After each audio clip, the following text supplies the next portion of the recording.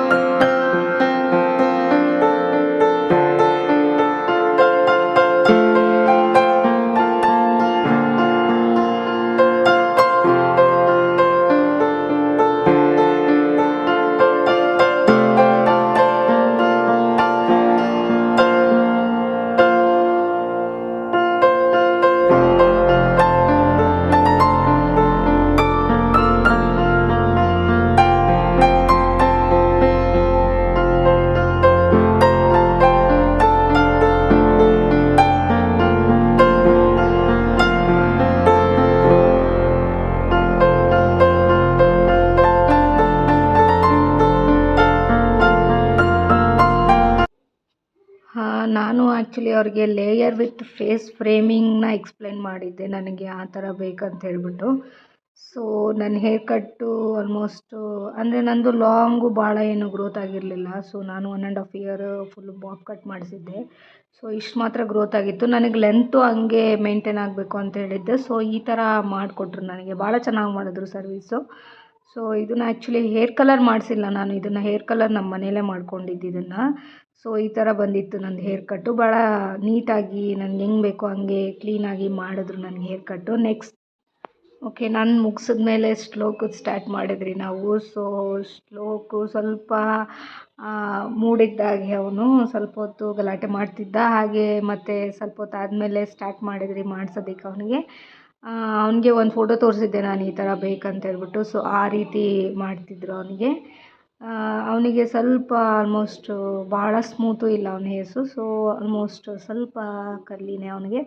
So ಅವನಿಗೆ ಫೇಸ್ಗೆ ಯಾವ ಥರ ಸೂಟ್ ಆಗುತ್ತೋ ಆ ಥರ ಮಾಡಿ ಅಂತ ಹೇಳ್ಬಿಟ್ಟು ಒಂದು ಸೈಡಲ್ಲಿ ಸ್ವಲ್ಪ ಸ್ಟೈಲ್ ಮಾಡಿ ಅಂತ ಹೇಳಿದ್ದೆ. ಸೊ ಅದೇ ಥರ ಅವರು ಮಾಡ್ತಿದ್ರು. ಅವನದು ಹಿಡಿತು ಒಂದು 15 to 20 minutes ಹಿಡಿತು.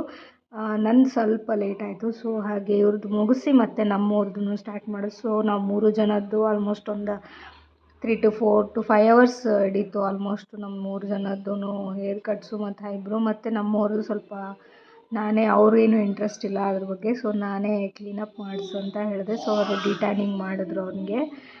ಸೊ ನೆಕ್ಸ್ಟ್ ಇದೆಲ್ಲ ಆದಮೇಲೆ ಅವನು ಈ ಕಡೆ ಫೋಟೋ ತೆಗಿತಿದ್ದೆ ನಾನು. ಸೊ ಅದನ್ನು ನೋಡ್ತಿದ್ದ. ನೆಕ್ಸ್ಟ್ ನಮ್ಮವ್ರದ್ದು ಸ್ಟಾರ್ಟ್ ಮಾಡಿದ್ರು. ಸೊ ಆಲ್ಮೋಸ್ಟ್ ಅದೊಂದು 10-20 minutesಲ್ಲಿ ಮುಗೀತು.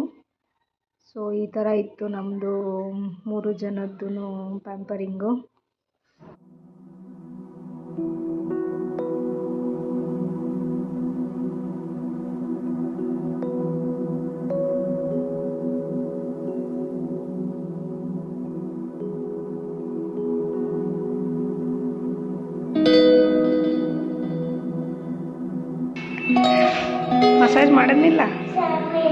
ಮಸಾಜ್ ಮಾಡಿದ್ನಿಲ್ಲ ಇನ್ನೇ ಫಸ್ಟ್ ಹಾಕಿದ್ದಾನ.